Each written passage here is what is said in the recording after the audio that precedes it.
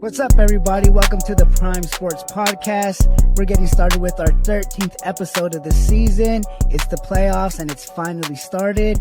Joining us is our co-host, Tony Sutton, Blake Elijah, Pete Rios, and we have a new guest who will also be probably a regular member of the team here, in Alec Early. So we'd like to join him. And, you know, we're pretty excited here to talk about the playoffs. It's been a pretty long season. And obviously the Chiefs ended up with the first seed in the AFC, so they got the first round bye, and the Eagles finished off with the first seed in the NFC, and they got the first round bye on the NFC side. So that left us with our super wildcard weekend matchups. We had the Seahawks and the 49ers, the Chargers and the Jaguars, the Dolphins and the Bills, the Giants at the Vikings, the Ravens at the Bengals, and the Cowboys at the Buccaneers. So let's get started with the Seahawks and the 49ers. It was the first game of the weekend, and Seattle obviously was the wild card team going against the number 2 seed 49ers. Blake, what did you think about Brock Purdy's performance against a team that I think everybody had winning against the Seahawks? I don't think anybody really gave the Seahawks a chance here, and ultimately came out dominating 41-23. Man, I love Purdy performance. I was a little worried in the beginning. He was a little shaky. It seemed like nerves were getting to him on the first couple possessions. But once he got settled down, he made it look easy. He made it look way too easy. He threw for 330 yards, 3 touchdowns again. It's just, I don't know if it's the weapons. I don't know if it's Kyle Shanahan. I don't know what it is, but Brock Purdy is just making things seem so smooth. There was such an easy transition from Jimmy Garoppolo. If anything, it looks better than what they had with Jimmy Garoppolo. So I love what I saw from Purdy, and I'm hoping to see it for the rest of the season or the rest of the playoffs going into next season. I think he's gonna be great. He's gonna be great. He's thrown for multiple touchdowns in every single game he's ever played, and I don't think any team really in NFC stands a chance.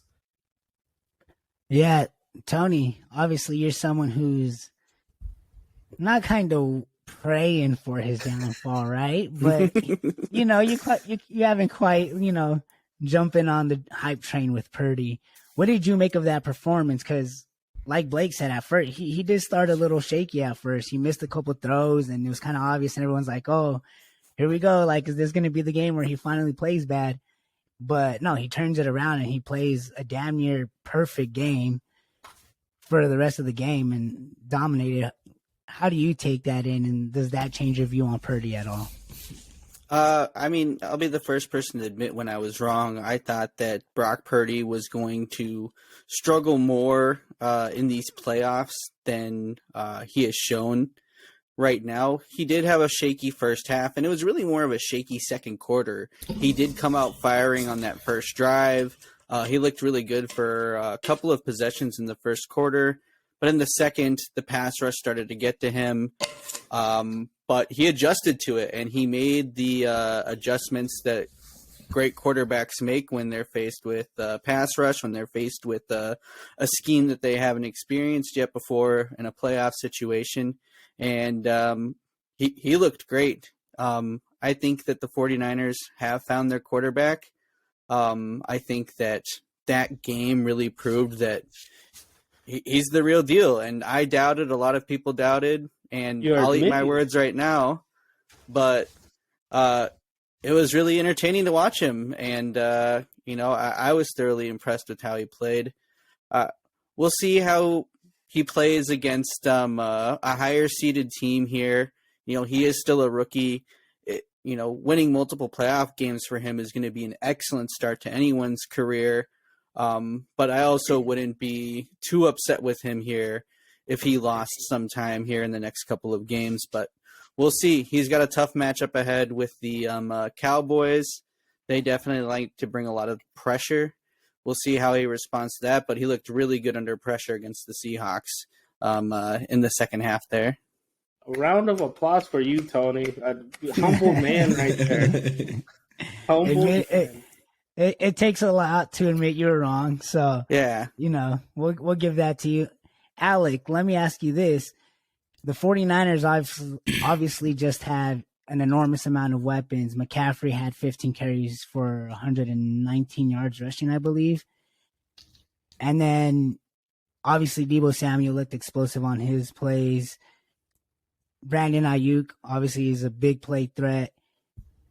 Is there any way to stop this offense from what you saw? Or if you're the Cowboys, how would you approach this 49ers offense?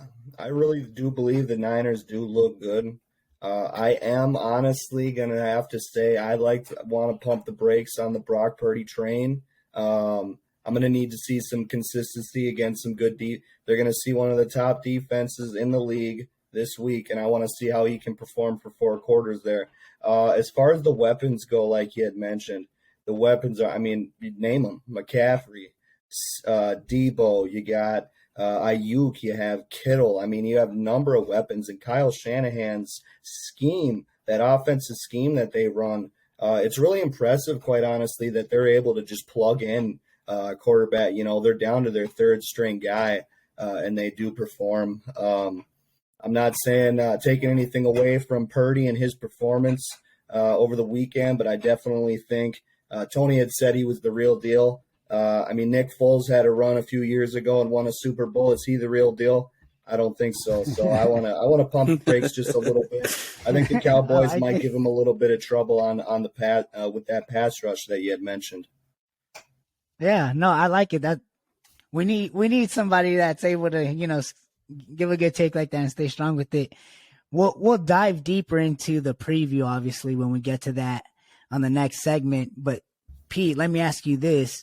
DK Metcalf did have 10 catches for over 100 yards. He obviously found some success in the passing game, and Geno Smith was able to find him pretty often. Do you see that as a way that your Cowboys can exploit that with CeeDee Lamb possibly, or what do you take away from that game? You got to only look at the first half because, that second half, bro, they got dominated. I don't know if it's the adjustments that they made or they just came out there realizing, like, hey, we win or we go home, and obviously they're the better team, the better roster. But you know what? I don't think any of our receivers are going to do what DK did. DK's a whole different type of threat than CD. I think they're either going to double CD or they're going to have to double Dalton Schultz if we're going to use him the same way we did this week. We put him in the zones. He was run blocking. We have to use Dak though. You don't use Dak's running ability, bro. CD's not going to have the type of game that you would expect. Out of 32 teams, I think we ranked 30th or 31st in wide receiver separation. So regardless of the fucking year that CD is having, he still can't make the separation. None of them can. So he's gonna have to do something different this week. I understand we just played a good game last week against a mid defense. I know it was a lot of players from that Super Bowl run, but they just weren't the same Bucs that we've seen 2 years ago. So I think it's gonna be hard to emulate what DK did, bro. DK is just different. That Geno and that DK connection. I think they could do that against anybody. Yeah, and unless it's a busted play. DK had a busted play where he was wide open. Same thing with CD this week. We gotta use the motion. We gotta have Schultz. We gotta have Pollard. We gotta have everybody out there moving around and get CD open. It's going to be hard against that Niners defense, bro. Yeah, the 49ers did what I think everybody wanted them to do, which was come out and dominate and prove that they were this, force to be reckoned with that everybody's, makes them up to be. But it's not going to be easy for you guys. But you guys do have Micah Parsons on the defensive side. You do have Trayvon Diggs. You do have your weapons on offense with Tony Pollard and Zeke. So it'll be interesting to see who comes out. Yeah, that's a classic rivalry. But the Saturday night game, this was probably the best game of the weekend. This was a game that a lot of us didn't quite know who to pick the Chargers and the Jaguars. Obviously, the Jaguars won their division, so the Chargers were the wild card team. I chose the Jaguars too, but this was a game that a lot of people thought, was going to be a shootout. This game ended up being a really close game and a high scoring game, but it didn't happen in the way that everybody thought it would. And everybody thought Trevor Lawrence and Justin Herbert were going to trade touchdowns back and forth, and that's just not how it was. The Chargers come out to a dominant 27-0 lead, and it looks like the Jaguars are done for. And I think everyone kind of held their breath a little bit because they just know how crazy of a season it's been, but nobody actually thought that the Jaguars were going to be able to come back and whatever, like, oh, you did. But that's what they do. They just, second half, they just slowly start to creep up, drive by drive until they score a touchdown. They go for two to go down 2 points. Chargers aren't able to move the ball at all, and Jacksonville kicks a field goal to win the game. Tony, being a Charger fan as well, what did you make of this game? Because there's a lot you could go on: coaching, offense, defense, but you guys had 5 turnovers. The first time in NFL history that a team that had a +5 turnover differential and lost the game. Well, honestly, I really think it comes down to 2, maybe 3 main factors with the Chargers here, and I think it all has to do with them. Obviously, there's been questionable coaching with the LA Chargers here for some time now. Their offensive coordinator has since been fired already. It looks like that is one of the moves that needs to be made with the coaching staff to maximize this Chargers offense that does have, good offensive linemen, good weapons. They all haven't been able to stay healthy, and part of that has been due to coaching. Part of that is just the nature of the game. But one thing that I noticed this whole game is that the Chargers were never actually able to get their running game going. Look past the 2 rushing touchdowns by Austin Eckler. He only averaged 2.7 yards per carry here. This whole Chargers offense wasn't able to muster up more than, I think, like 90 rushing yards cumulatively with the whole team. And when you're playing with the lead, you have to be able to run the ball, milk the clock, and get first downs. That is what, the conventional wisdom says, is that you got to milk clock, get first downs, keep scoring the ball, be able to run. And for some reason, they only ran 23 rushing plays, and Justin Herbert threw the ball 43 times. That says a whole lot. Now, Justin Herbert didn't necessarily play his worst game. He didn't necessarily play his best game, but he looked extremely cautious and passive for a majority of this game. He wasn't really necessarily taking as many shots down the field. He wasn't improvising as much as he normally does. I'm not sure if that's due to injury, due to coaching and the offensive scheme and what they're asking him to do, if it's something else going on with Justin Herbert, but he looked extremely pedestrian in this game. And the other quarterback across, on the other team was letting it out. He was letting them fly. He threw 4 interceptions. Well, he threw 4 touchdowns on top of that. And I like when a quarterback is able to make mistakes and keep throwing the ball. Justin Herbert looked like he was scared to make a mistake. And you're not going to win a playoff game scared to make mistakes. You got to go out there and continue to move the ball downfield to get positive yardage. And the Chargers offense just wasn't able to do that. They made big plays on defense. They really should have won this game by more. They kicked too many field goals, I feel like. And ultimately, I think this team needs an identity check. They need to figure out what they are on offense and what their team's going to be looking like moving forward. Justin Herbert, I still think, is a generational talent. I think he's a top 10, top 5 quarterback in this league. But something needs to change from this season to next if this team is going to be taken seriously in the playoffs.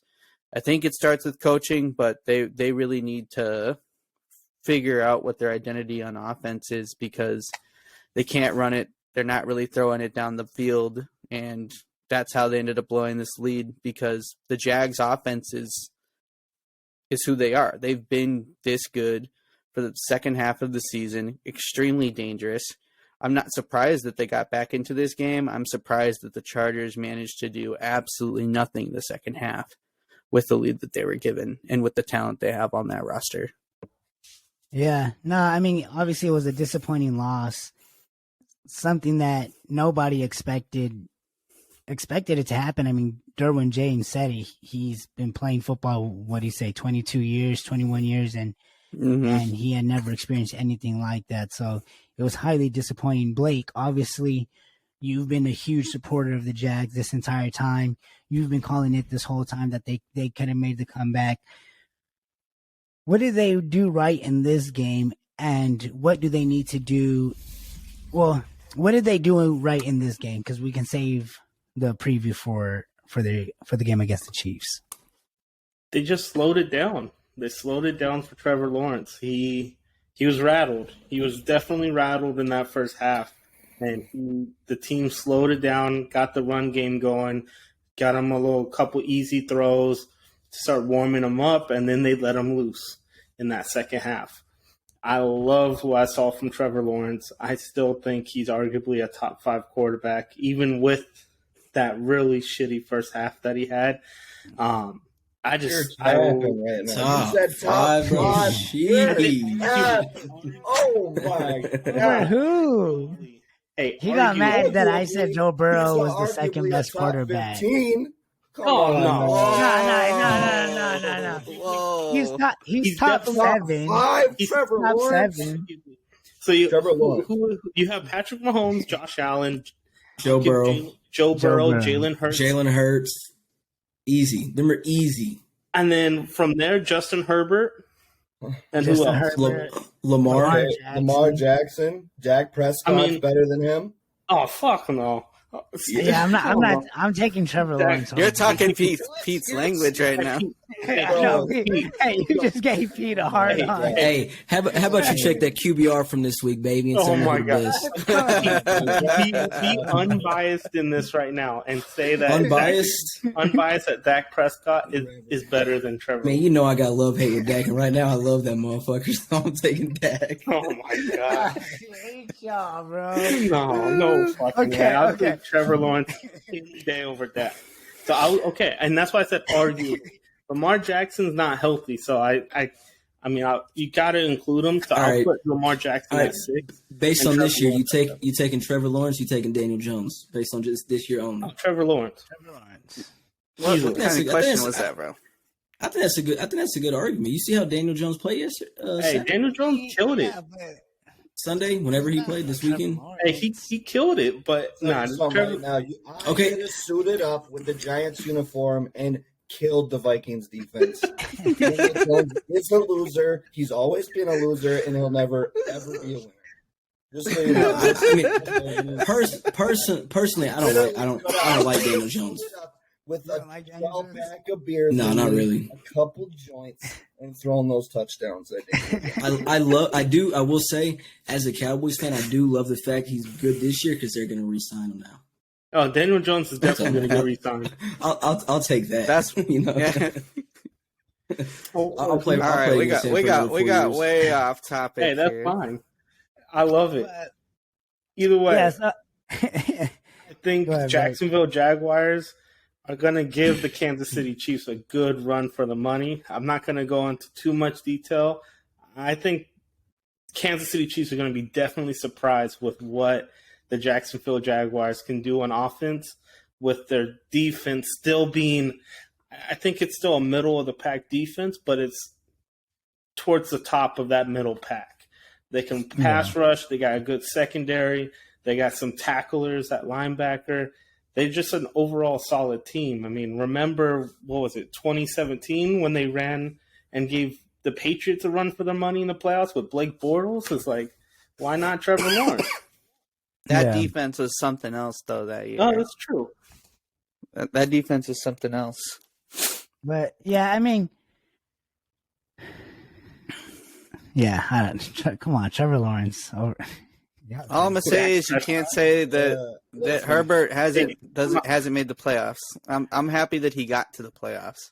Nah, I will say this about Herbert before we move on to the Dolphins and Bills game is obviously I think it was a huge coaching failure coming from someone who's given up whose team has given up 4 double-digit leads this season. But Justin Herbert had to play. We really expected it wasn't even coaching. We said the Chargers with a lead in the playoffs, and we weren't expecting them to choke. This is just the name. Yeah. I mean, they may be LA Chargers, but Chargers in the playoffs, they just never succeed. They're never gonna do it. But what I will say is Herbert needed to play better in that second half. Granted, he had no running game, which that needs to be solved. And he didn't have Mike Williams. Thank you, Brandon Staley. And, Herbert's been dealing with injuries. So, it's a lot of factors that O-line still I will say their left tackle got hurt halfway through that game. And I think that mattered a lot more than people understood because Slater's still out. And I think Staler has been the guy that's been playing left tackle for them. They drafted him to be a guard. He came in. He was playing really good on the blind side. Yeah. The instant he was out for that game, I feel like Josh Allen was in Herbert's grill like every single drive, like just getting pressure there, hitting him. And that's been proven to be the way to beat Herbert is to bring pressure because the more he gets hit, the more the CTE gets kicking in a little bit and the more picks he ends up throwing. You can just see it. He gets dazed out there. He gets fucking rocked. Yeah, he does. If I'm a Chargers fan, I want Brandon Staley fired immediately. Like, I would be so pissed, honestly. I don't think he's going anywhere, but he should. I don't think he is either.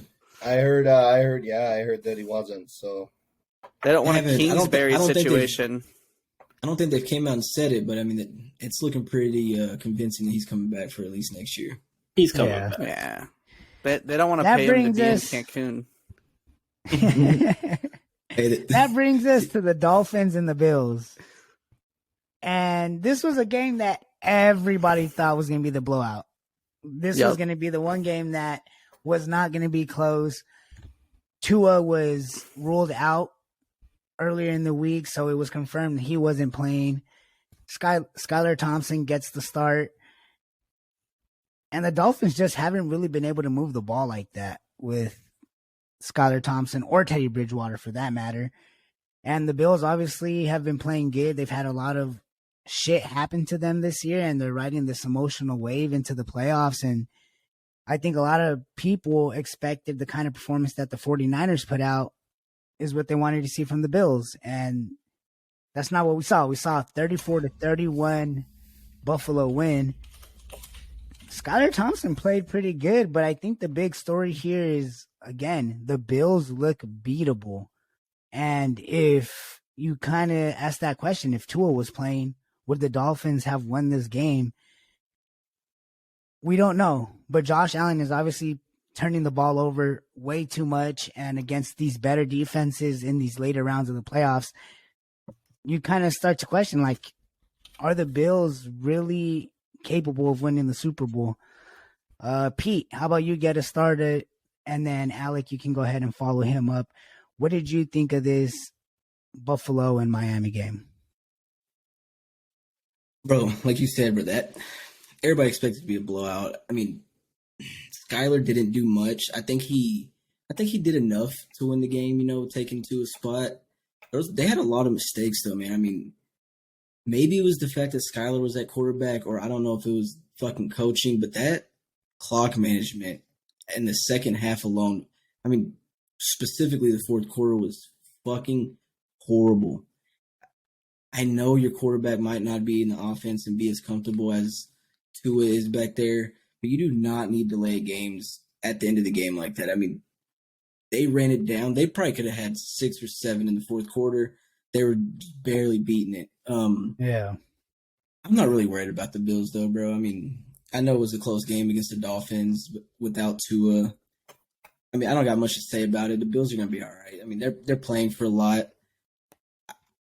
I mean, I don't have them getting past the Chiefs, but playing for DeMar, I mean, being at home this week, playing against a really good Bengals team, but their offensive line is so hurt.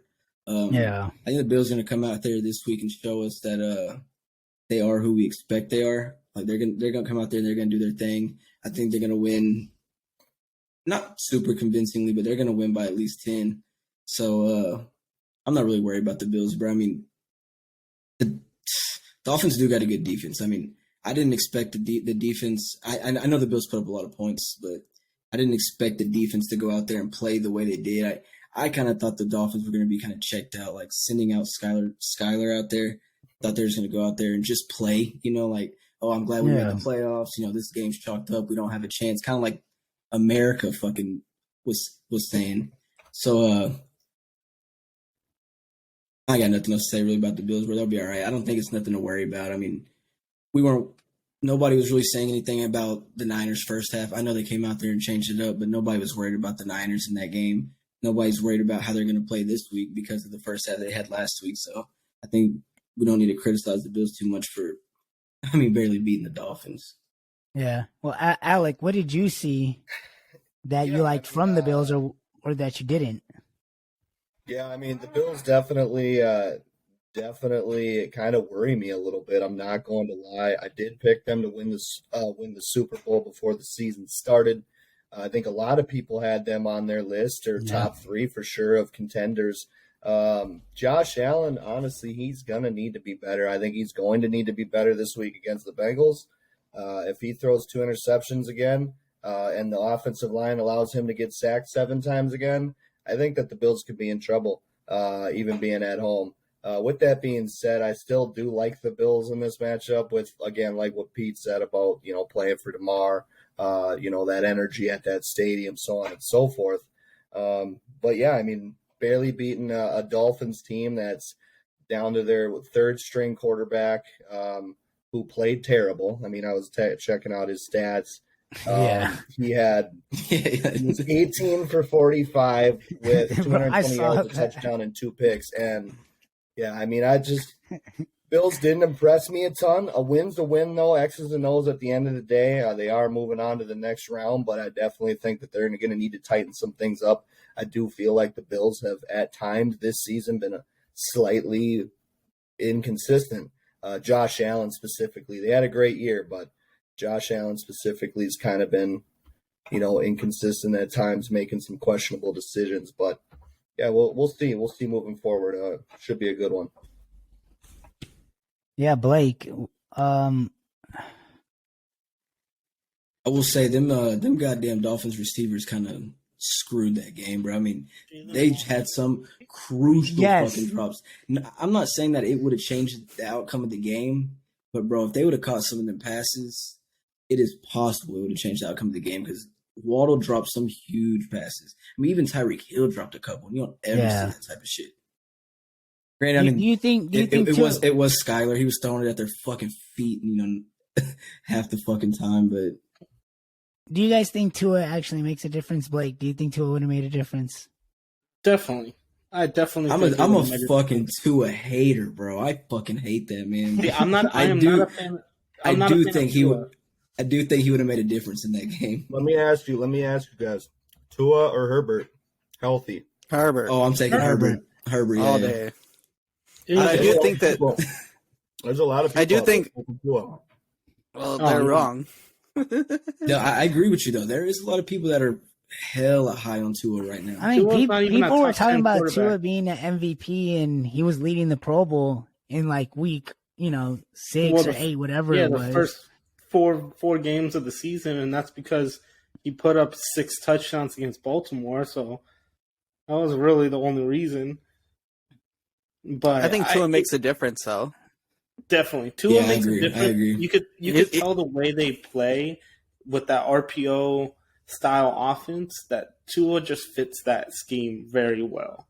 Yeah. And it would have ran a lot smoother if you have a healthy Tua. But I think they did the right thing by not playing him because, 3rd concussion in a season, That's exactly why Luke. Hey, that motherfucker finna turn into there. Antonio Brown and go back out there. That's exactly why Luke Kuechly back in the day, like he retired early because he got 3 concussions in one season. It's like your whole career is done if you get one more concussion in that such short span. So they did the right thing with that, but I don't know what anyone was thinking saying Sky was doing any sort of good. Dude threw less than 50%. Tim Tebow could have probably did way better than him. It's like, I mean, it was bad.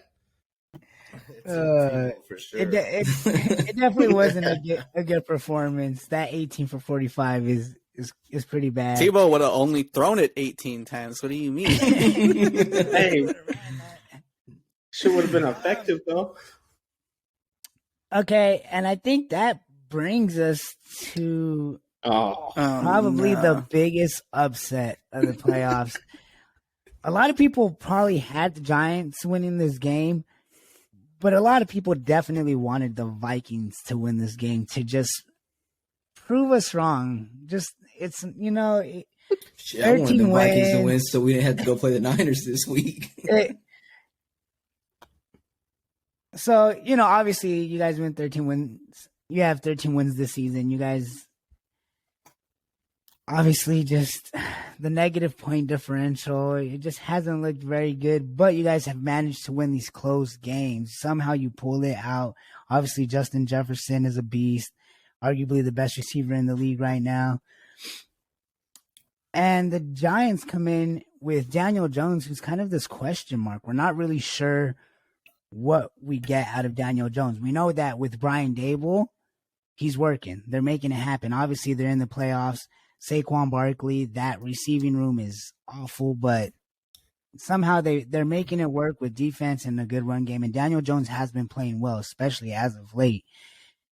And he comes in, and you guys let Daniel Jones look like prime Aaron Rodgers, throwing for 300 yards, 2 touchdowns. I mean, did you guys see that fake pass and handoff? Like, Daniel Jones put on a show. And I personally wanted the Vikings to win, obviously, but Tony, get us started. How'd you feel about this game? And obviously it's an upsetting loss, 31-24, but Tony and Alec, give us your guys' opinions here as the Vikings fans. Alec was at the game, so I feel like he should go first, bro. He saw Alec, that shit happen. what was the live. atmosphere like? Dude, listen, I don't even really like it. It's tough. It's just tough. All right. The atmosphere was great. Let me talk pregame. We got down there about 10 o'clock. The streets were packed with Vikes fans. We were tailgating. It was a good time. Let's just say that. I'll just leave it at that. We were down there. We got to the stadium at about 1:30.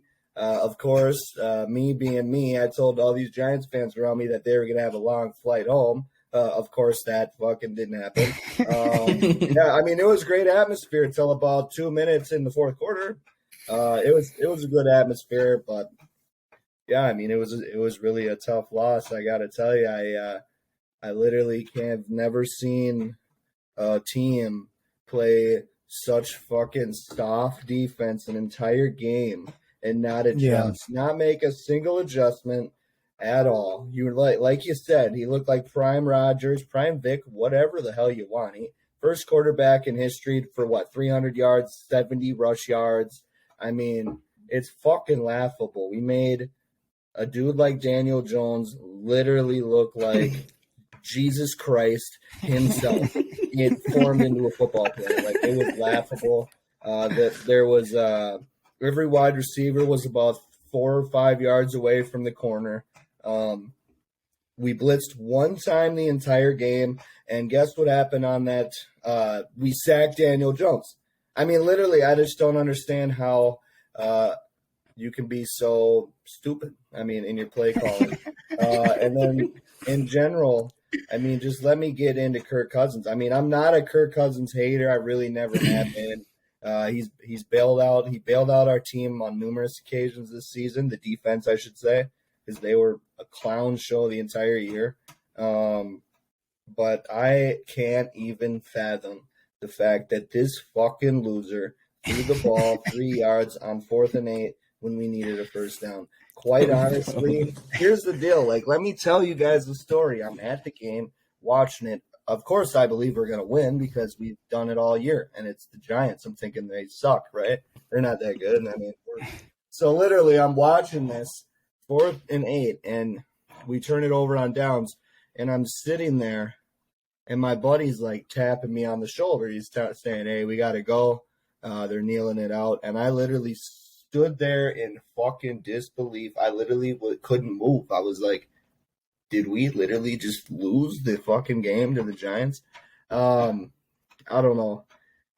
I don't know what to say. Some questionable coaching. The defense was awful. Good luck to the Giants, though. I mean, I don't dislike the Giants at all. So I good luck to them moving forward. I hate the Eagles, so I hope they just smack the piss out of them. Let me ask you this. Let me ask you this real quick, Alec. I'm about to fucking propose to you, dude.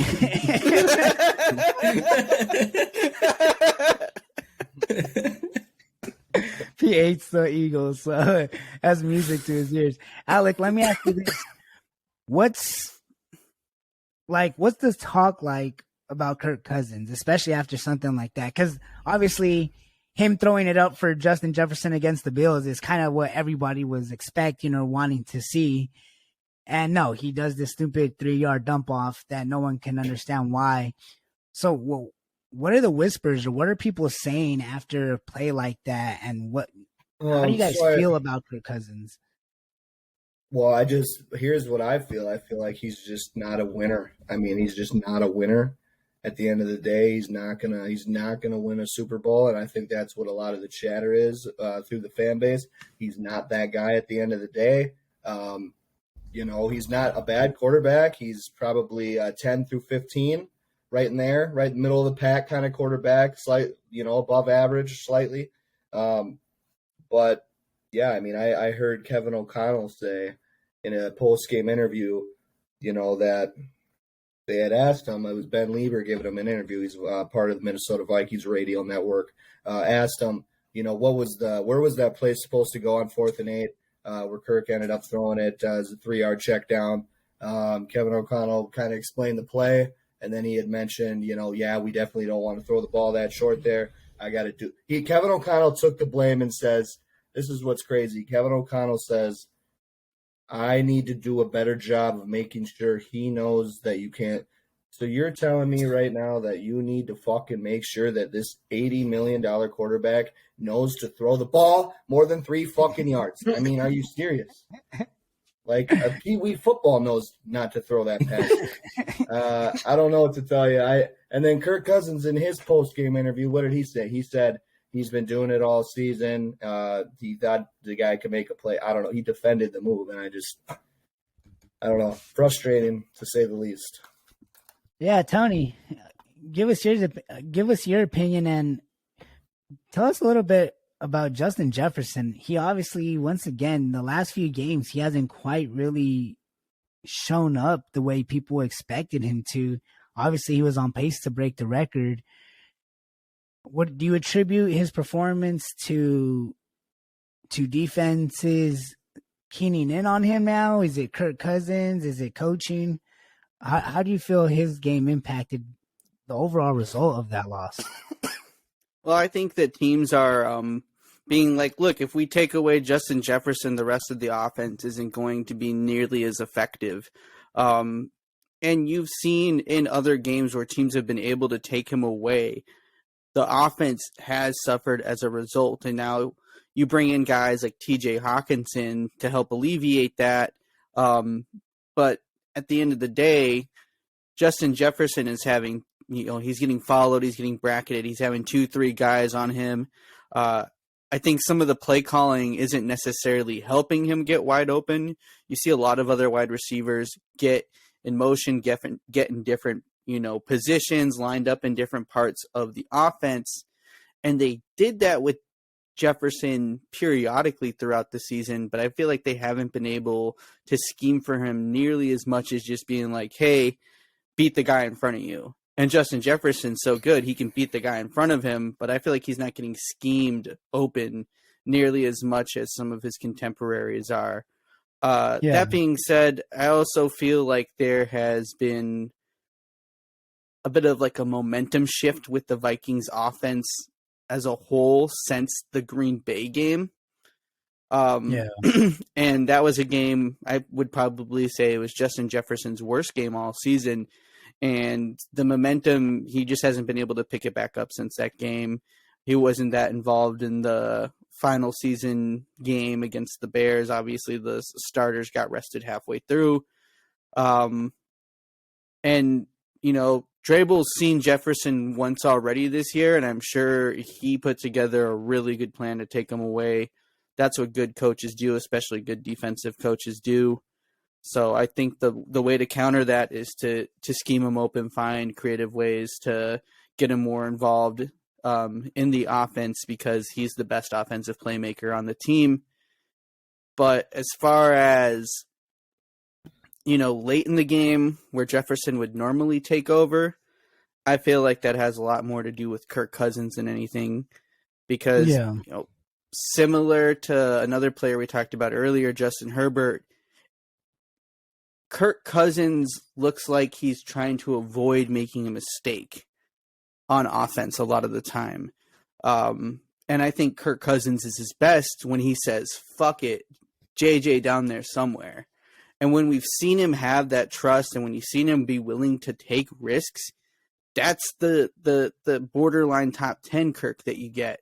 And I swear, the instant that his confidence gets shaken by, for some reason or another, he goes into passive mode. It's like a switch in his brain just flips off, and he goes back to checking down to tight ends and running backs unnecessarily in situations where he doesn't have to. I'm not sure if that's something you can coach or fix or do anything about. I think that's just who Kirk Cousins is. He either has all the balls in the world to throw a ball downfield, or he has none of the balls at all. And we saw that at the end of this game. Obviously, he was under pressure. During his presser, he said it didn't feel that bad to throw it and check it down 3 yards. But that just kind of shows you right into... That's loser talk is what that sounds like. That sounds like I'm a fucking pussy. I'm a loser. That's what it sounds like. It was definitely disappointing. Like I mentioned earlier, it was something that a lot of people wanted the Vikings to win because they wanted them to finally kind of like take that next step of it's not the same old Vikings getting to the playoffs and then just collapsing, similar to the Chargers as well. But Daniel Jones really did impress. The Giants really have looked really good, especially under Brian Dable, who, I don't know, Blake, Pete, you guys tell me real quick before we move on to the Ravens and Bengals game. Do you think he should be considered the coach of the year? Because, I mean, the job that he's done with, I mean, Daniel Jones was considered to be a bottom 10 quarterback before the season started. Like, you know, it was a given he was going to get, you know, he was gone pretty much. And look at him. He's in the playoffs playing amazing. Obviously, it's not a strong Vikings defense, but still to be able to put out that kind of a performance says something, especially about a head coach who had that much success with Josh Allen the previous year. Yeah, bro, when we did our midseason awards, you know, I considered Brian Dable, whatever the fuck it is.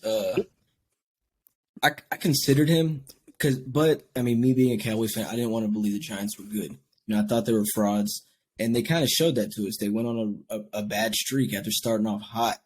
I mean, I don't know if you can give him coach of the year other than the reason that he made it to the divisional round. I mean, he was third place in his division. You know, he barely scraped into the playoffs. They went on a bad streak. They barely finished above 500. Now, what they've done this week, what they did against the Vikings, and the fact they made it to the divisional round, I think that is rewarding because, I mean, we all expect the Giants to be bad. I mean, we've seen how Daniel Jones has played the first couple of years, and we didn't expect him to play anywhere near the level he's playing this year. Saquon Barkley also had a resurgence. We expected Barkley to look washed up. I think the only positive coming to this season for the Giants, I mean, you were excited about Kenny Golladay. I mean, we see how that fucking turned out. So, I mean, looking at the record and looking at the stats and where they finished in the division, you say no. But what he has done with his team, from starting off hot, doing bad, making it to the divisional round, it's hard, bro. I mean, I don't know who else you really give it to right now. I mean, I can't think of many coaches. I mean, you can say Kevin O'Connell. I mean, but we've seen what just happened with that. You can say Doug Peterson with the Jags after being horrible last year, and so where they're at this year in the divisional round. You could say Nick Sirianni. I mean, he led the Eagles to the number 1 seed in a dominant season, minus the last couple games with injuries. But I don't know. I'm a huge Brian fan, though. I mean, I like the way he's making the Giants play. Like I said it before on here, he reminds me a lot of the way the Lions are playing for Dan Campbell. They just go out there and they want to play for him. They love him. Yeah. They put their heart onto the field.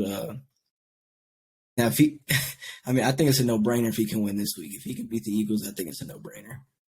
I got a question for y'all. Not the Vikings fans. I want them to tune in last. You got the 2020 Pittsburgh Steelers, 11-0, or this year's Minnesota Vikings. Which one was a bigger disappointment? That's hard. I'm gonna have to. I think the Vikings. I'm gonna have to say the Steelers. I don't think the Vikings were so much of a disappointment because when you look at the point difference, you look at how many close games they did have. I think and that's why I think they're a lot of. But I think they gave them hope. I mean, the way it ended was a disappointment. But the Vikings, no one saw them winning 13 games. You can't exactly, and that's my point. The Steelers won 11-0, and then just shit the bed. Yeah, I mean, so I can't say the Vikings there. I'd say the Steelers.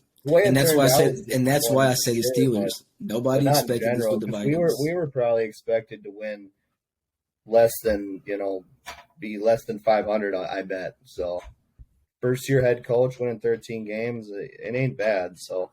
I mean, and Tony has said it all year for the most part. I mean, he's like, look at the hate that the Vikings get. People kind of expected this, at the end of the season. Yeah. They expected them to kind of just not win, not win a playoff game. Obviously, Vikings fans and people that are fans of the players on the teams hope the best because they have squeaked out so many wins. They have showed up in crunch time when it mattered. But, I mean, you look at the point differential and stuff like that, like a lot of people expected it, and I just don't think you can say it's that disappointing of a season. I think Vikings fans were excited. They won fucking 13 games. I mean, they didn't expect that coming into the fucking season. Yeah, that's They didn't expect Kirk to play the way he did. So he was top 5 in passing yards. I mean, overall, it was a good season. There's no denying that, and there's a lot to be proud of, and hopefully they can work on that. Maybe they can restructure some contracts, maybe make a couple trades, and hopefully they can bolster that defense. And hopefully that defense is able to help the offense out a lot more. That way it doesn't seem like Kirk or anybody on the offense has to carry so much weight. That being said, Vikings fans, do y'all want to keep Dalvin Cook? That's a good question. Yeah, Dalvin Cook rushed for like 12 or 1,300 yards this year, and he played a full season healthy, and he got a lot less carries than he has in years past. He was pretty productive. Yep. I'd say keep Dalvin Cook for sure. I know that he's only got 2, maybe 3 years left in the tank before he's going to really start to slow down. So we're definitely going to have to plan for that because we know Madison's more likely going to walk. He wants to start somewhere, but yeah, it'll be interesting. Now, me and Tony talked about it, off of here, and we really only have 1, maybe 2 more years with the core here before we're going to have to start rebuilding around some of the young, the Jeffersons, the Hawkinsons. And I really only asked that just because, like, I did watch all the games, but I got no skin in the game when I'm watching the Vikings. So, like, I don't, like, really put in my input, like, oh, they should do this, they should do that. But I just feel like they didn't use Dalvin the way they have in recent years. Maybe it's because of Justin Jefferson being out there. They got Hawkinson. Maybe because Kirk was playing so good. But I don't know, man. I mean, I'm a big fan of somebody that can establish a run if it's working, or especially if you have somebody as athletic as Dalvin Cook. Like, you got to use them in better ways. I mean, something we don't do with Tony Pollard. Something like the Saints used to do with fucking Alvin Kamara. Like, get him the ball any way you can, like you have these other threats on the field. Send them out somewhere, open up the field, and give it to Dalvin Cook. Because, I mean, look at it when he scored the fucking touchdown. What was it, in overtime, I believe, to win the game or to whatever that game was where he busted that long one. Long touchdown run. Yeah, bro, he's fucking explosive. When I was watching the games, I feel like they didn't use him enough. Yeah, I agree. Quick shout out to Dexter Lawrence though. Hey, He was making the Vikings O-line hell. He's a beast. Let's move on here to the Ravens and the Bengals. Blake, get us started. Obviously, we've talked about it. Bengals are my pick, but this game was a lot closer than most people thought. Obviously, you didn't, and it is a divisional game, so these games normally are a lot closer than you would expect. And your defense has been completely different since the Roquan Smith trade. It's been completely transformed, and it's playing at a top level. Him and Patrick Queen are a dynamic duo in that middle. Unfortunately, Lamar wasn't able to play, and that was something that everybody wanted to see. We even discussed it last week, how this game would be completely different depending on if Lamar played or not, and he ultimately wasn't. But Tyler Huntley came out and he balled. He played extremely well, and he made this a game. And obviously the famous 3-yard quarterback sneak that led to a fumble return by who was it? Sam Hubbard. Or Sam Hubbard? That's what I thought it was at first when I was watching the play. So, yeah, tell us a little. How'd you feel about this game? I know you're happy with the performance of Tyler Huntley, and I know you wish Lamar played, but how did you feel overall? Man, if Lamar had his money, he would have been out there with the boys. He would have been out there, bro. He would have been out there. Don't lie. Just like even like RG3 came out and tweeted. RG3's a bum, though. Everyone was asking him to suit up, put a brace on it. Look at what happened to RG3 when he did that same exact thing. His career just plummeted. But as far as this game goes, it's the same old story right now. Same old story when you don't have Lamar Jackson and you have Greg Roman with his play calling. And it's like, I mean, I got to give him credit. I was happy for like the first two and a half quarters. But you took the ball away from J.K. Dobbins. You took the ball away from Gus Edwards. And you're trying to force feed Mark Andrews. Yeah. Knowing that Mark Andrews is a one and only target. They're going to double team him, triple team him every single time. It's so predictable. I mean, even the players came out afterwards saying how J.K. Dobbins came out and said Tyler Huntley should have never been in that situation. It's like you're calling a quarterback sneak on second down from the 3-yard line, and you're asking him to jump over the line. It's like he's not LaDainian Tomlinson. It's like, it was frustrating to watch. I mean, I love what I saw from the defense. Like you said, Roquan Smith has just completely transformed it. I love that we re-signed him for 5 years, so he's going to be our centerpiece for a long time. But it's 100% different game with Lamar Jackson. I guarantee you, a healthy Lamar Jackson, we would have won by 2 possessions in that game. Lamar Jackson on one leg, you would have won, boy. Yeah, Lamar Jackson being able to stand in the pocket and throw, we would have won that game. It's a lot of you guys, especially you, Steve, in particular, Mr. Bengal over here. I thought he was going to have his goddamn Ocho jersey on today. I know. That doubted that Ravens could stop Joe Burrow and all his weapons and things like that. And Joe Burrow, that offense is it's not easy to stop, but it's stoppable as long as you can tackle. As long as you don't let them get yards after the catch, yards after contact. That's what Jamar Chase is good at. And it's like, as long as you could tackle him, you saw right there, he had 12 targets, 9 receptions, but he only had 80 yards. I'll take that any day. Yeah.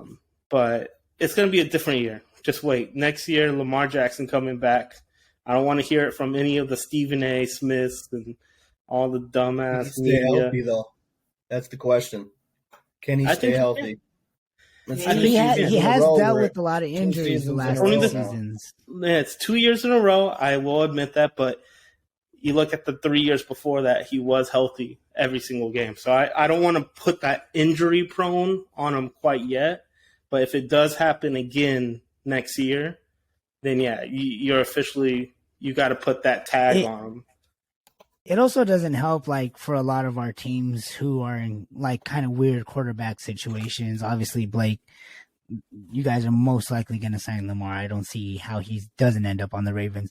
But, all of our teams are in somewhat like weird quarterback positions. But the market, the QB market right now just isn't strong anyway. So even if you wanted to attempt to move away from your quarterback, there just isn't a lot of options. So it just doesn't make sense No. in the long run anyway. And Lamar, at the end of the day, like he gets a lot of shit, but I do think people believe he is an extremely, extremely good quarterback. And he's one of those top 7, top 10 QBs for some maybe.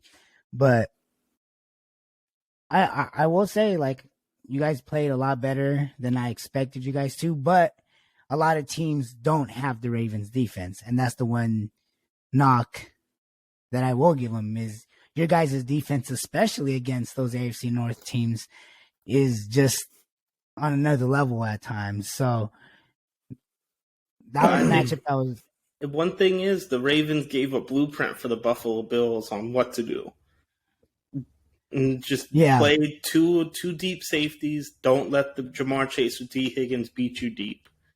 And it doesn't help that Jonah Williams, their left tackle, is going to be missing the game now. Mm-hmm. That's huge. So that's a huge injury because he's one of those better left tackles in the league right now. They thought they had them O-line issues last year. They thought they fixed it. Now were they down 4 out of 5 starters that they started the season with?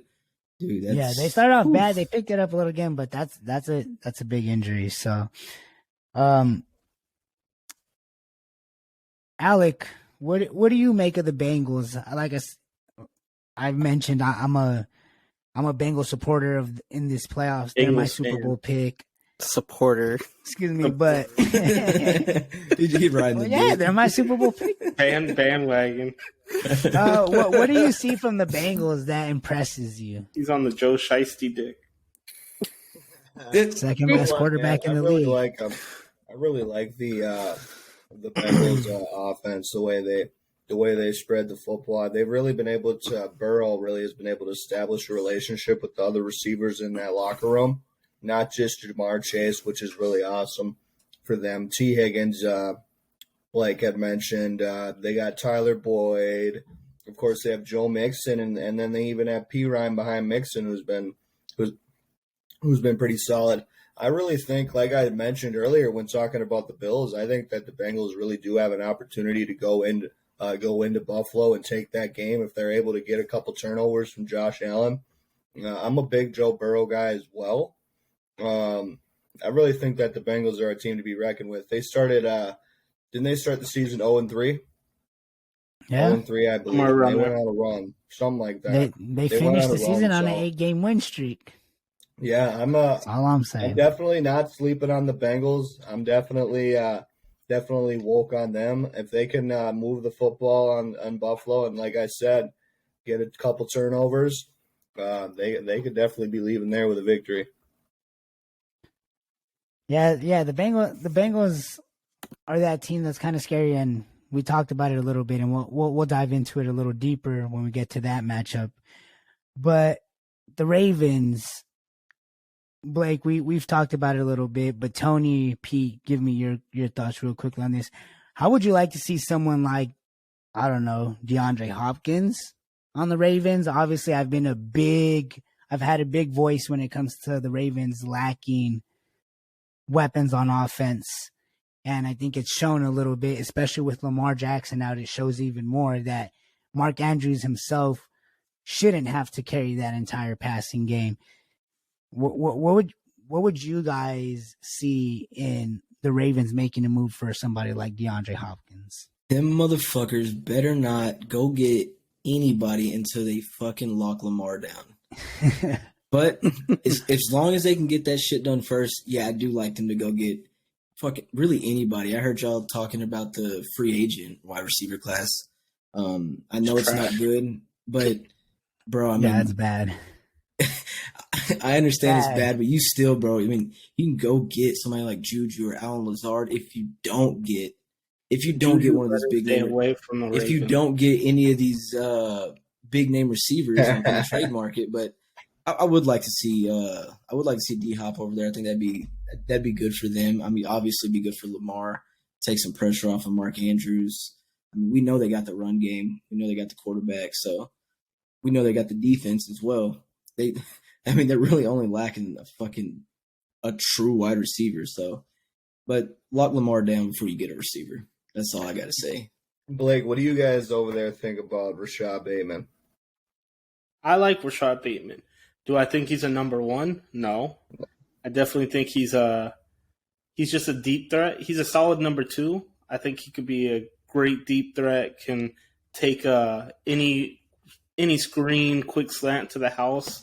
But at this moment, at least he has not shown that he could be a number one at this moment in time. I mean, kind of go back on what just Steve said. I mean, I always fought against us not having the weapons. It did show a little bit, I will admit that.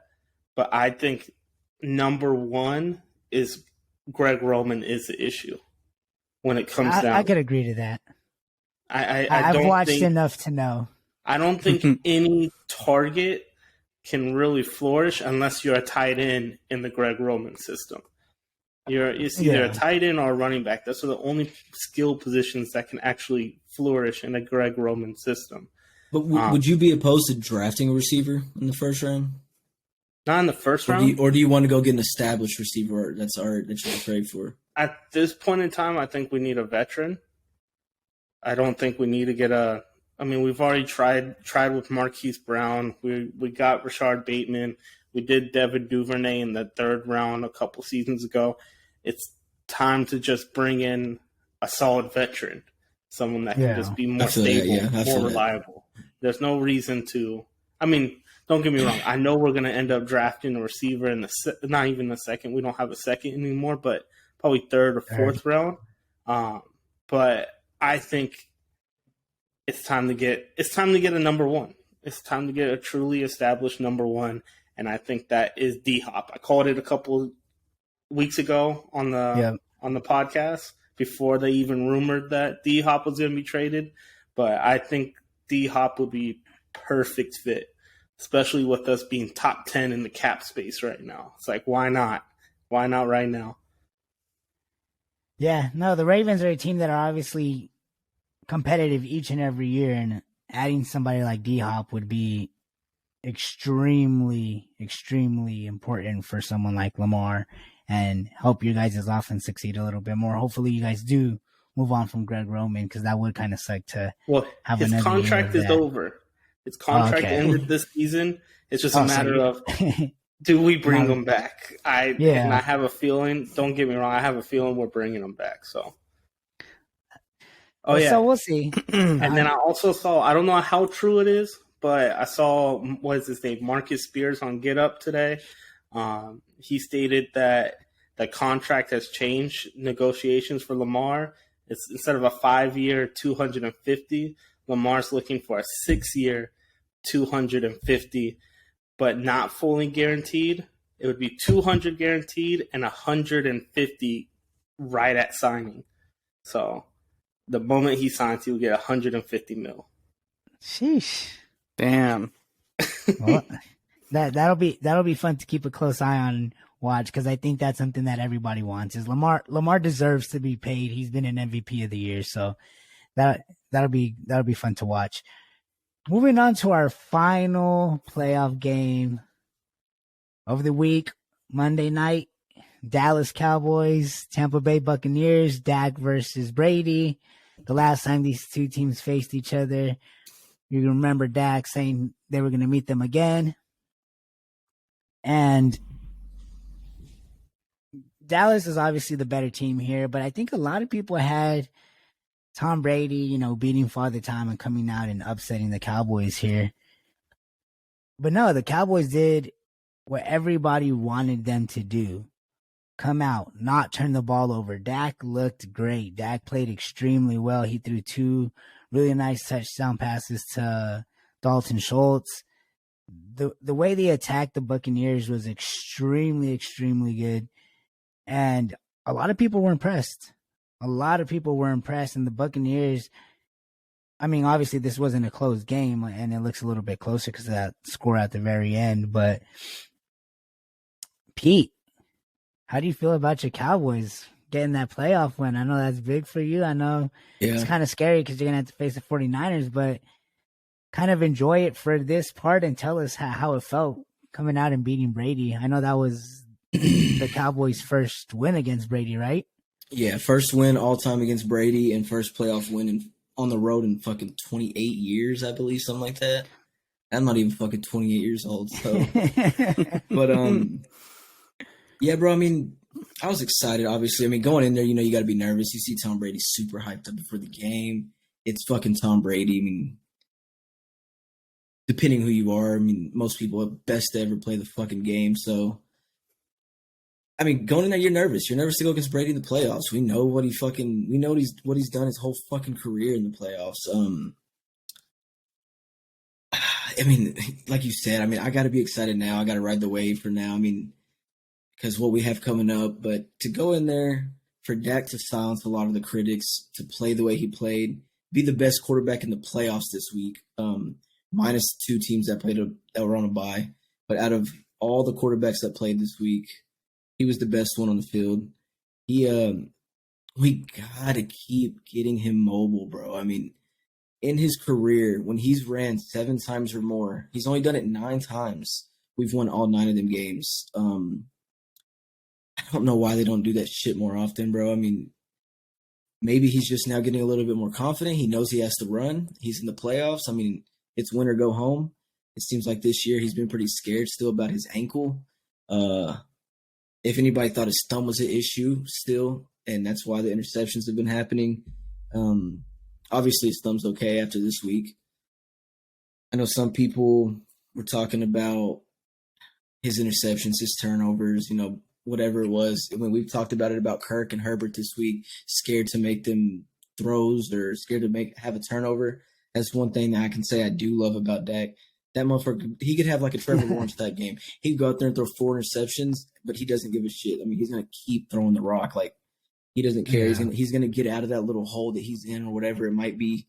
So, it's exciting, bro. Only thing I'm nervous about, I mean, you want to be the best, you got to beat the best. And to me, truly, I think the Niners are the best team in the league right now. I mean, obviously, they're riding a fucking 11-game win streak.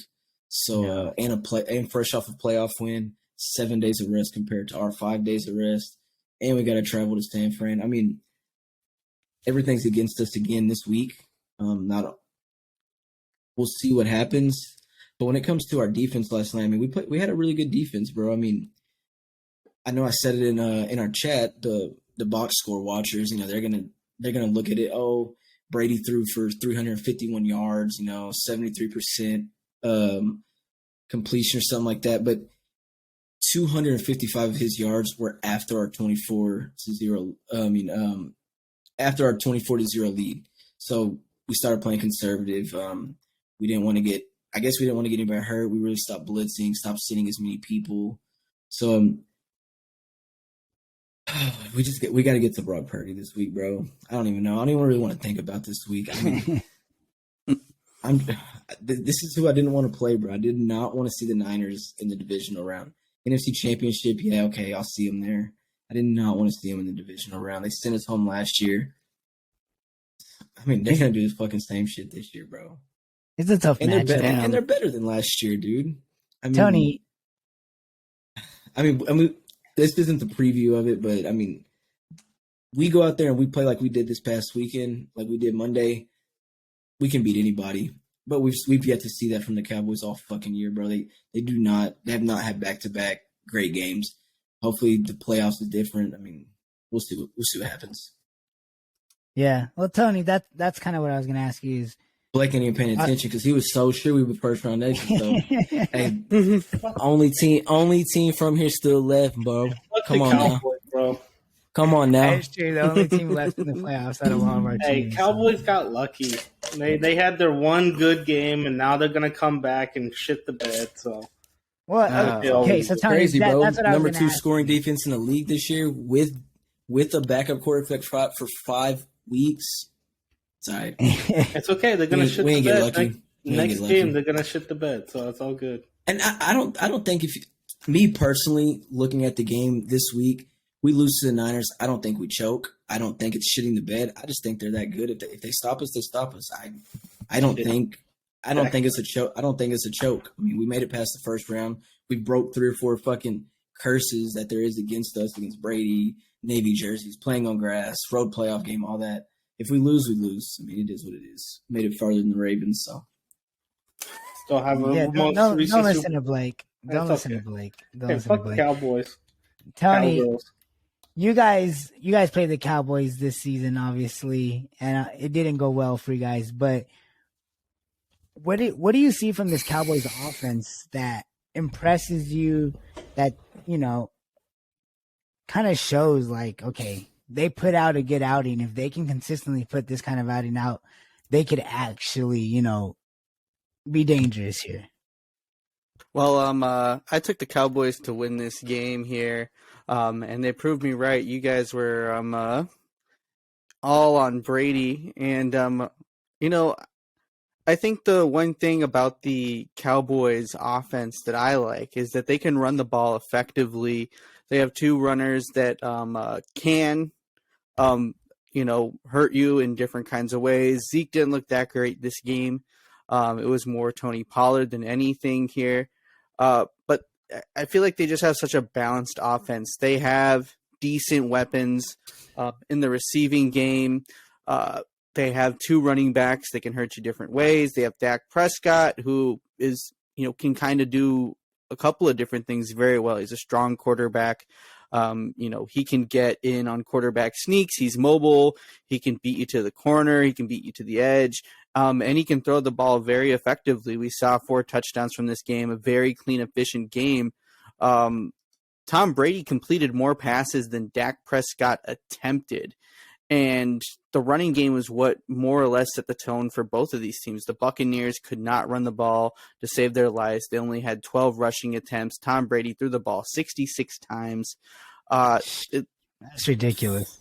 That's insane, dude. The Cowboys defense was forcing Brady to beat him, and he just couldn't get the job done.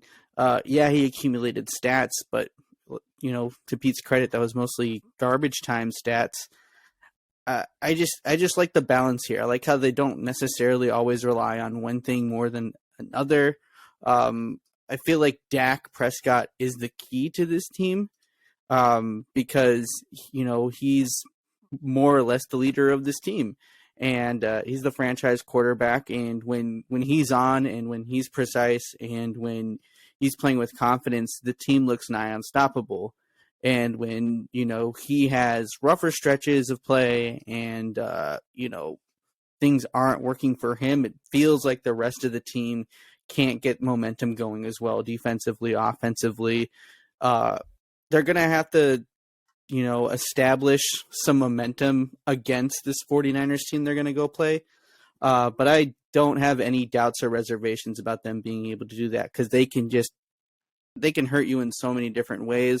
They're going to keep a lot of teams guessing here, and their defense should feel good because they've been pretty bad against the run all year.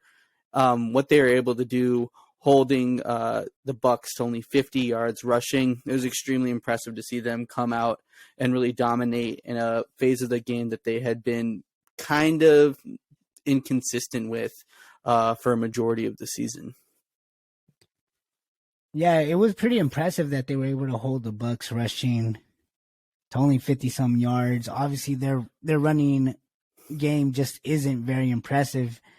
Alec, let me ask you this, because Leonard Fournette only had 5 carries. Rachaad White had 7 carries. They only ran the ball a total of 12 times.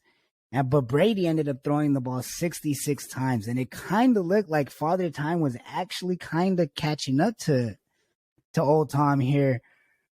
What did you make of Brady's performance here? And do you think we've we've kind of seen the end of Brady, because 66 times to throw the ball is a lot. And it's not like he was doing going above and beyond with these throws. I mean, he only completed 35 out of the 66. Yeah, I do think that we are getting close to the end of Tom Brady. Personally, I still believe he shouldn't have came back out of retirement.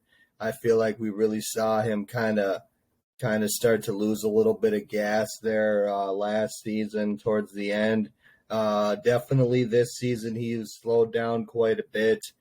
Didn't seem like he had quite the same connection with his receivers for whatever reason. I'm not sure why that was, because him and Mike Evans definitely, it just seemed like they didn't have that. Definitely against the Cowboys, I mean, yeah, it showed. It showed for sure. That Cowboys defense made it really tough on Tom. He got sacked. He was frustrated the entire game, and that's how you get under his skin. You frustrate him, and yeah, I think I hope he retires, because he has nothing else to prove at this point. He is the best quarterback ever to suit up. Everyone knows that. It's hard to argue with that. So we'll see. We'll see. It should be interesting here going into the off season. Yeah, that's a storyline that everyone's going to keep a close eye on, because we're not sure what Tom is going to do. And I mean, as you can see, I'm a Raider fan here. There's all the talk about Tom coming to Las Vegas. Yep. I'm not sure, but what we do know is that Dallas dominated in this game, and they're going to have a pretty interesting matchup here against the 49ers. That wraps up the Super Wildcard game recaps here.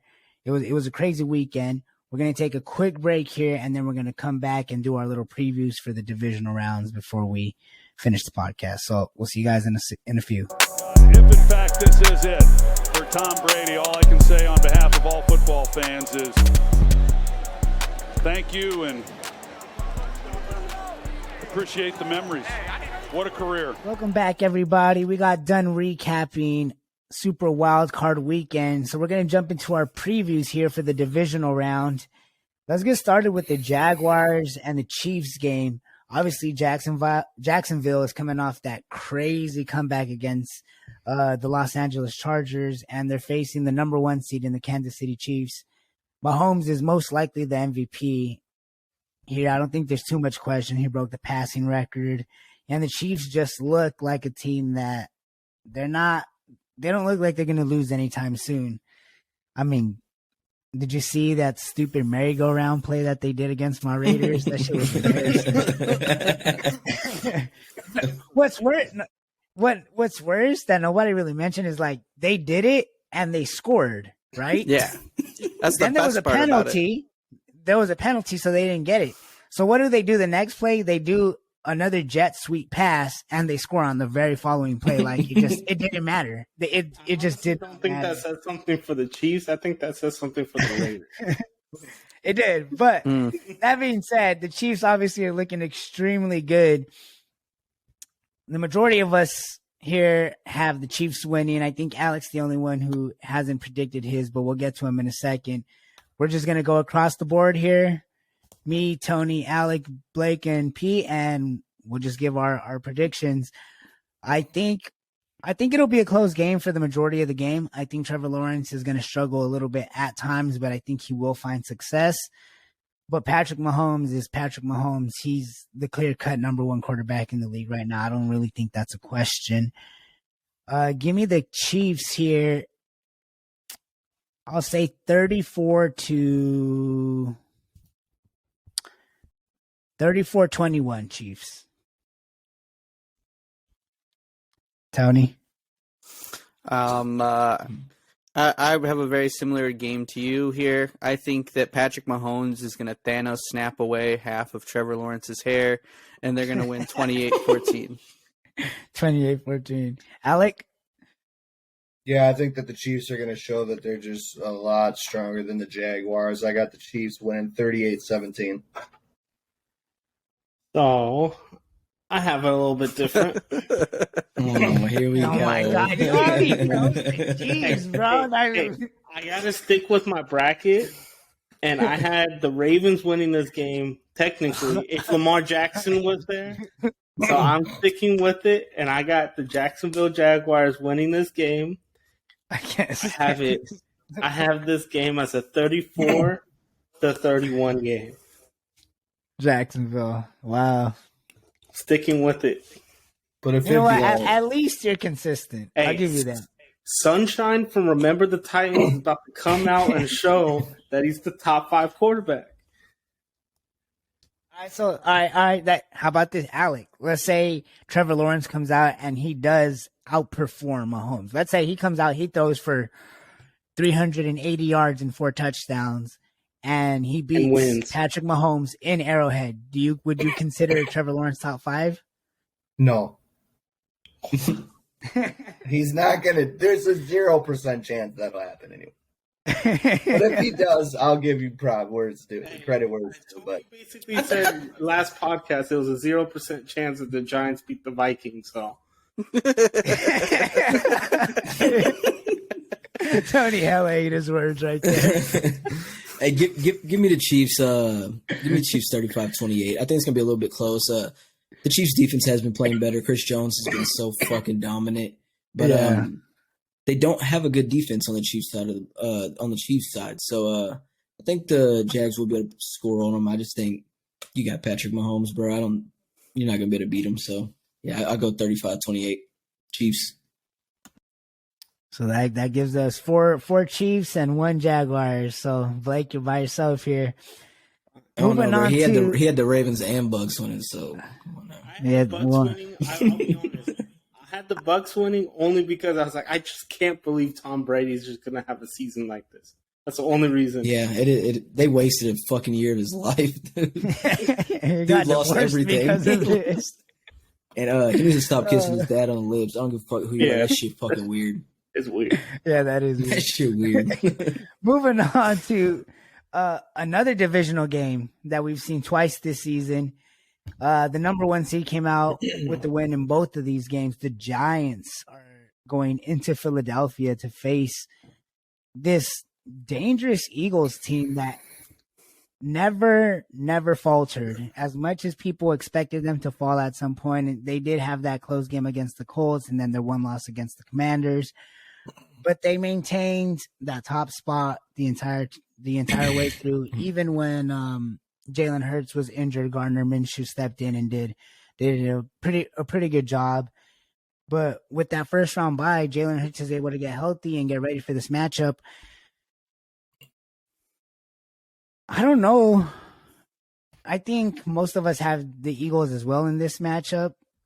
Alec, I think you're the only one who once again hasn't given his, but I don't know. The way Daniel Jones played, like, obviously it was the Vikings defense, it's not the Eagles defense, but it kind of gives you a little hope. But I still don't think the Giants have what it takes here. I don't think they have enough weapons offensively.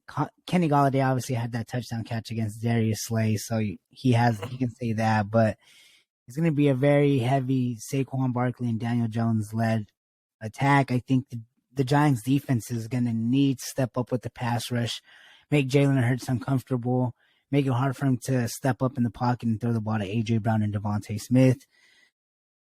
But ultimately, I think the Eagles are one of those better rounded teams. I think they squeaked through on a close game. I think this is an extremely close game. I think Daniel Jones once again makes a case for why he needs that extension from the Giants.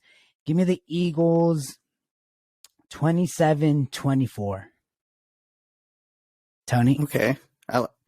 I like that. I think it's going to be a little bit more of a convincing win on the part of the Eagles.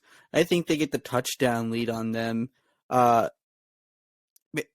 offense has looked, very methodical with Jalen Hurts at the helm. And, we saw him come back in that final game of the season. And he looked good coming off the injury. The rest must have helped. He has extra rest going into this game. The Giants coming off of, a relatively close win here against the Vikings, a big emotional victory for them. I think they're going to have to come into Philadelphia, which is a hostile place to play on the road, speaking from experience, And I don't see them getting it done. I probably take the Eagles 31-24. Jalen Hurts with a routine game, multiple touchdowns, maybe a rushing touchdown, 280 through the air, just routine, clean game for the Eagles against a overachieving Giants team right now. Alec? Yeah, I'm going to take the Eagles in this one. I think their defense is probably going to be too strong for them in the end. They're going to get a stop when it counts. That's my prediction down the stretch. I do think it's going to be a close one as well, being a divisional matchup. These teams are familiar with each other. Give me the Eagles again, 24-20. So I'm right there with you guys. I agree with Tony a little bit. I do think this is going to be more of a convincing win for the Eagles. You look at the last 2 times they played, it was not really a close game in the regular season. They had Jalen Hurts for both of them. I have this game, I'll say 28-10, Eagles winning. 28-10, goddamn. Mm-hmm. And they won 48-22 in the regular season, 27-16. So I don't see this really as a close But to game. their defense, that 27-16 was all the Giants' second stringers. So I mean, and also the thing is, they, like Tony said, they came through an emotional fight with the Vikings. I just don't think they're going to be able to do that 2 weeks in a row. I just don't see it. Pete, how do you feel about your 2 divisional rivals? I think it's going to be a close game, bro. I want to take the Giants just because I want the Eagles to go home. I mean, I don't give a shit if we go home. I just want the Eagles to go home. So, but I am going to take Philly. As much as I want to believe in the Giants, I can't. Just do it. I'm gonna keep it close. I'm gonna keep it 24-21, just mainly because it is divisional. It's gonna be like they play each other so well. The Giants are. I don't know. I want to believe in the Giants. I want to say Daniel Jones is gonna have another big game. He has to have a big game because Eagles are good at shutting down the run, bro. I mean, I know Saquon Barkley is a lot better than recent running backs, but come on, peer pressure, Pete. Just go with the Giants. I'm taking Philly. Yeah, so I mean that's a sweep. We all have the Eagles winning. I think most people have the Eagles winning. It'd be a great story if the Giants did win, but I just don't see it happening. The Eagles have just played so well this entire season. Moving on to Sunday's games, though. The first game is an AFC matchup. The Bengals are facing the Bills. This is at a neutral site, right? It'll be in Atlanta? Yes, I believe so. Yeah, I believe so. This is the rematch here. No, it's in it's in Orchard Buffalo? Park. It's at Highmark. Yeah, the Stadium. only one that will be I forgot. Yeah, field is a Buffalo plays Chiefs next round. That will be in Atlanta. Oh, okay. So Cincinnati's going into Buffalo to play the Bills. Obviously, it's a rematch from the Monday night game that was postponed and ultimately canceled because of the DeMar Hamlin injury. And, prayers to him. He's actually recovering pretty well. He's talking to the team and he's supporting the Bills from home. So, we're happy for him and his recovery. But the Bengals and the Bills, this is a matchup that a lot of people have been anticipating. A lot of people wanted to see this game on Monday night. Obviously, I've been riding with the Bengals for a lot of the season, for the majority of the season here. And the Bills are, like Alec mentioned earlier, were a lot of people's, early season Super Bowl pick. And rightfully so. Josh Allen has been playing extremely well. The last few weeks, he's been kind of dying down a little bit, but this is a game that could go in a lot of different directions. I think it's going to be a high-scoring game. I do think Jonah Williams being injured, the left tackle for the Bengals, is huge and is going to affect them. But Josh Allen continues to turn the ball over, very similar to how I was expressing my feelings about Dak the last few weeks. And Dak obviously was able to turn it around and not turn the ball over against Tampa Bay. And I think that's what we would need from Josh Allen in order for them to come out on top against the Bengals. But I have this being another shootout. I have this being a close game. I have this being a high-scoring game. Give me the Bengals 38-35 over Buffalo, and they'll be headed to the AFC Championship game against the Chiefs. Tony? Thank you, Shiesty Fan 420.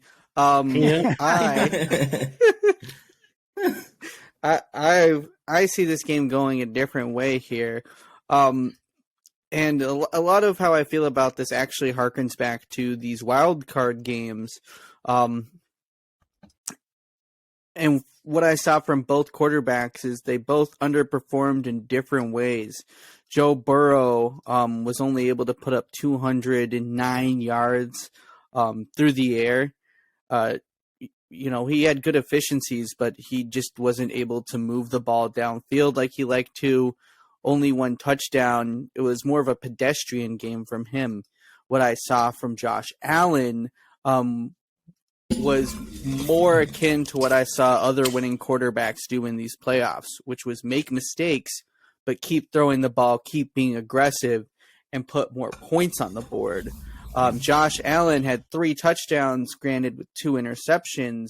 I value those touchdowns with those interceptions as opposed to just a touchdown with no interceptions. And the Ravens showed us a way to beat potentially the Bengals. The Bengals won that game essentially on that 3-yard quarterback sneak there that they went from being down 7, which they would have been if that play was successful, to being up 7. That 14-point swing was ultimately the deciding play of that game. What I saw from the Bengals is that even a highly motivated, overachieving team that gets the jump on them and gets big plays against them just couldn't quite shut the door on Josh Allen. And we've seen that now for a second time with this Dolphins team, again, where they make big plays. Josh Allen is turnover, throwing the ball, making some questionable decisions, and yet they couldn't quite slam the door on this Bills team, and that's how I think this game's going to go. I think the Bengals are going to get the jump on the Bills. I think they're going to be playing, really inspired football, but their offense isn't going to be able to fully capitalize on it, and I think they're not going to be able to shut the door on Josh Allen and the Bills, and they're going to be able to take this game in a close one here. I want to take them 31-28 over the Bengals here. Alec? Yeah, this is a tough one. This is a tough one for me. Both teams are very much so capable of winning this football game. The Damar Hamlin energy is definitely going to be in the building for this one just because of what happened a few weeks back. I got to say, my heart really wants to say Bengals, but my gut's going to say Bills. I'm going to have to take the Bills in this one, being there at home 38-31. Damn, high scoring. Yeah. So, like we did was it last week or a couple weeks ago when we did our playoff predictions, I have Buffalo ended up winning the Super Bowl this year. So, of course, I'm still going to ride with Buffalo. I think this is going to be an emotional game. Last time they lined up against each other, Damar Hamlin had his situation go down, and luckily he's healthy, or he's getting healthier. Everything's looking good. I'm hoping that he's on the field. They show him before the game or something. That would be awesome, especially for the Buffalo Bills. But I have Buffalo winning this game. I don't have it as high scoring. I think this is going to be very ugly and defensive. I think this is going to be a comeback game or a reestablishment of his top tier for Tre'Davious White at corner. I have this game as a 24-21 Buffalo Bills win. Pete? I'm gonna take the Bills. I can't take the Bengals, not with their injuries, and I think the Bills are just an overall better team. I think we can all probably agree to that. I'm gonna take the Bills. The score being Give me 31-24. It's gonna be about a one-score game, but I just don't think the Bengals are gonna have enough to catch up to them. Josh Allen's gonna go out there and do his thing. I mean, he's probably reading the tweets or seeing what people are saying about him and the Bills and how they just performed. So he's gonna come out here and prove us wrong. I think it's going to be a big rushing game for Josh Allen too. I think he's going to put it on his feet a lot as well, not force it. He ran a little bit last game, but not as much as I feel like he usually runs. I mean, exactly. He only had probably one big run play I think that I've seen, maybe two. He only had 4 attempts. Granted, the Dolphins' defense is better than the Bengals' defense, but Bills will take it. Steve on an island. Just to lose to the Chiefs next week. I'm on an island, but I'm all by himself. So. Of course, Joe got 4 Bills and 1 Bengals. Shiesty fan 420. I hate it. That takes us to our last game of the divisional round. Probably the most anticipated game.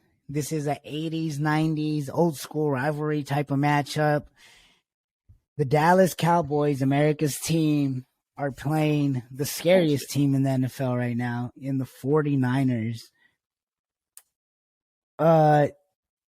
There's not a lot to say other than Brock Purdy versus Dak Prescott. You know what you're getting from both teams at this point. There's a lot of weapons on the field on both sides of the ball. The 49ers defense obviously is scary. It's fast. They can cover a lot of ground. And they just have all kinds of different weapons on offense that you don't know how they're going to beat you. Is it going to be McCaffrey on the ground? Is it going to be Purdy throwing the ball? Is it going to be to Kittle? Is it going to be to Debo? You're not quite sure. Dallas, obviously, my biggest concern with them is can they score consistently and not turn the ball over?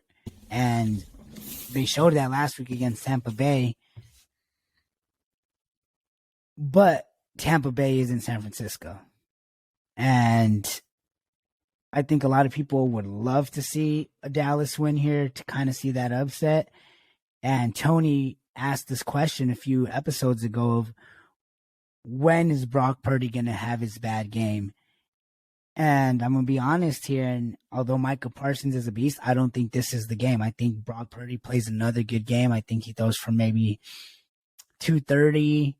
I think 2 touchdowns. I think it's a good game. I think it's a close game. It's a very, very defensive and run-heavy game. Give me the 49ers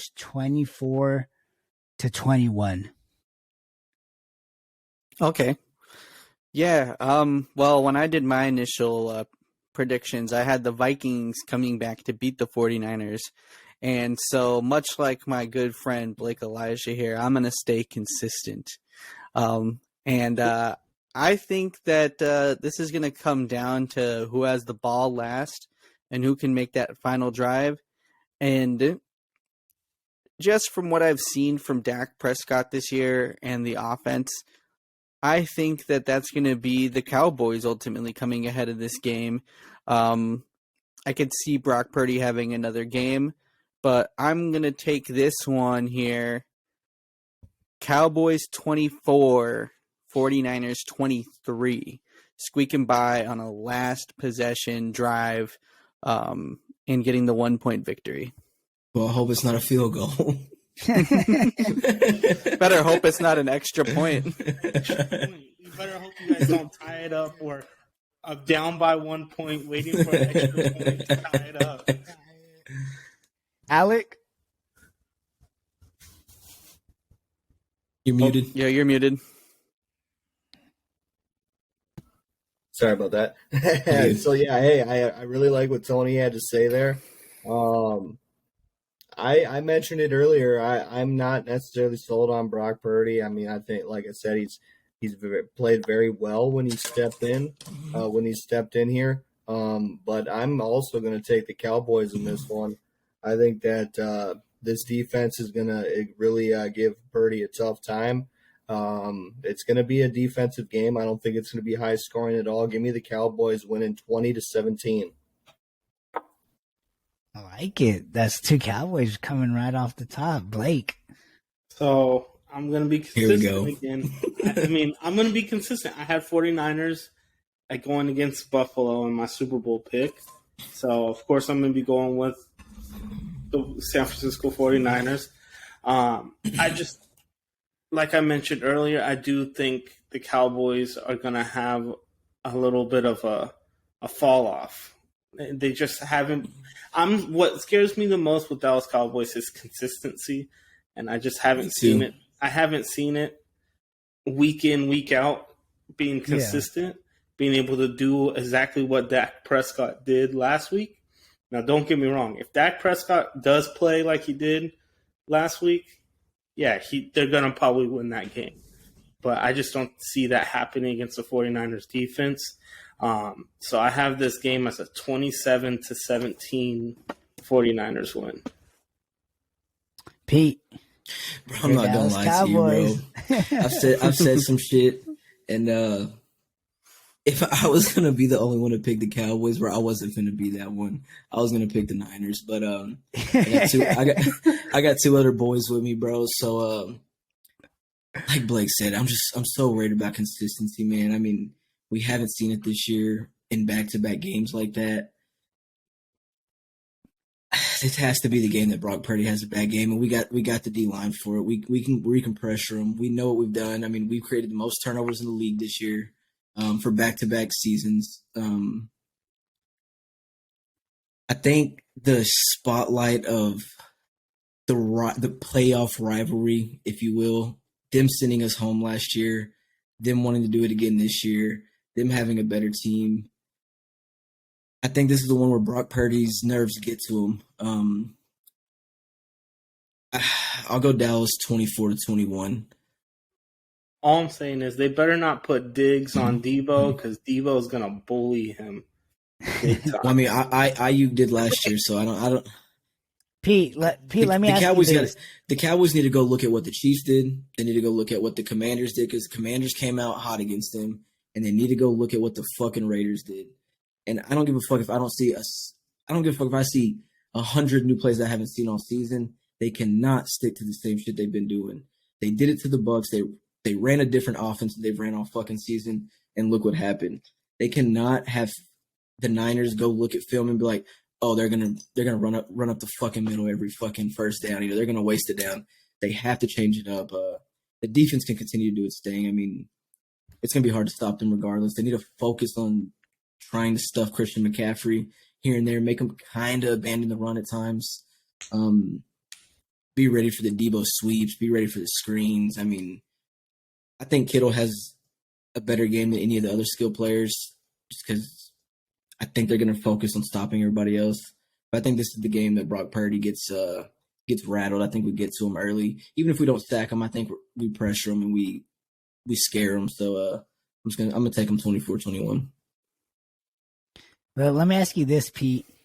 What would be a more heartbreaking loss? You got the 49ers just come out and dominate, and you guys lose, I don't know. I don't even know what your second. I don't know what your second option is, but I'm gonna go with the second one. If we get blown out, it is what it is.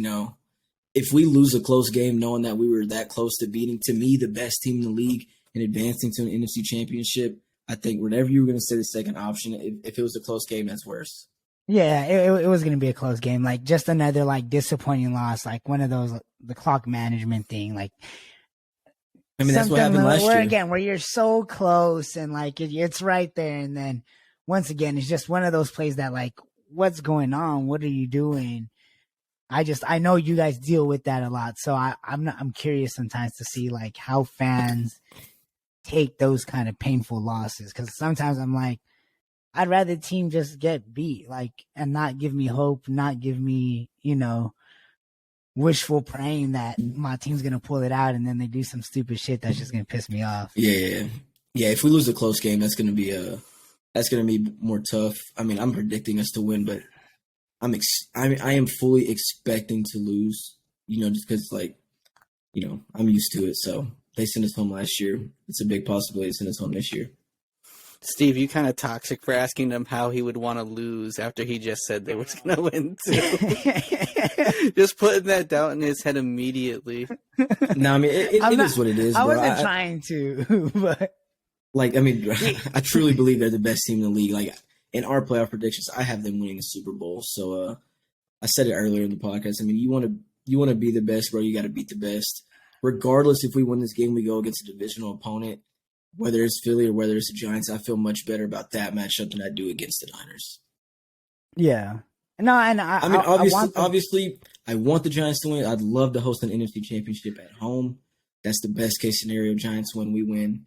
2 NFC East teams in the NFC Championship. That'd be badass. So, yeah, I will say, like, although I think the 49ers will win and I have them going to the Super Bowl, it would be nice to see that Cowboys and Eagles matchup fully healthy and see, you know, how that game would actually come out with both teams at full potential. That being said, that pretty much wraps up the preview for the divisional round. It's gonna be fun to see who our 4 teams headed to the championship games are gonna be. Obviously, we have a couple surprise picks here, but overall, I think we've been impressed with how the playoffs have gone so far. There's gonna be some key matchups to look forward. So, real quick, right before we sign off, I do want to mention that starting in February, actually, how about this? We have a basketball podcast coming up.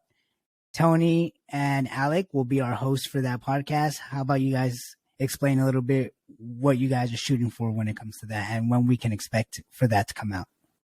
Yeah, so we're gonna be starting a new podcast here, primarily around the NBA season here. And it's real simple. Right after the Super Bowl and right before All-Star Weekend, expect to start seeing some content from us. Me, Alec, Blake is planning on joining us, and I believe you said you'd be in on a couple of the episodes here and there, Steve.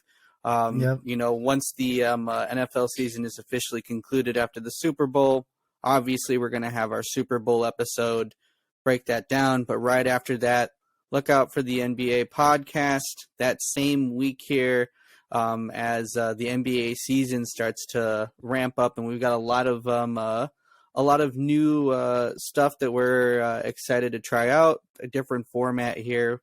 We've kind of been really centric on the the 4 teams we've been covering. We're going to do something completely different with the NBA experience, and I can't wait to show everybody. And I can't wait to have Alec, Blake, and Steve with us again. Sorry, Pete. I know you're not the biggest NBA guy. I'm a miss. To talk about Luka. Yeah, we gotta yeah, talk about I can talk about the Mavs and talk about Luka, but that's about it. I watch basketball, but I don't watch it like that. Yeah, I don't watch it like that. Hey, I would watch it more, but the Mavericks fucking did this stupid ass deal with Bally Sports, and they don't play locally. You have to have a Bally Sports account, even if you live in Dallas, to watch the Mavericks. So stupid ass shit. Yeah, so keep a lookout for that, because that's obviously going to be extremely fun and getting right into the thick of thin of the NBA season. Alec and Tony are both Timberwolves fans, right? I'm a Lakers guy. Oh, well, you're a Lakers fan. I got the Kobe poster right here, man. He's a big Timberwolves guy. It's Anthony Edwards coming. Anthony Edwards coming. Tell you.